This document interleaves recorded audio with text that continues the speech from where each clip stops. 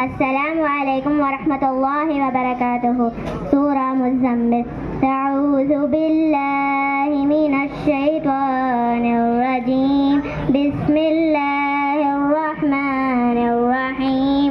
يا أيها المزمل قم الليل إلا قليلا نصفه أو انقص منه قليلا أو زد عليه ورتل القرآن ترتيلا إنا سنلقي عليك قولا ثقيلا إن ناشئة الليل هي أشد وطئا وأقوم قيلا إن لك في النهار سبحا طويلا واذكر اسم ربك وتبتل إليه تبتيلا رب المشرق والمغرب لا إله إلا هو فاتخذه وكيلا واصبر على ما يقولون واهجرهم هجرا جميلا وذرني والمكذبين أولي النعمة ومهلهم قليلا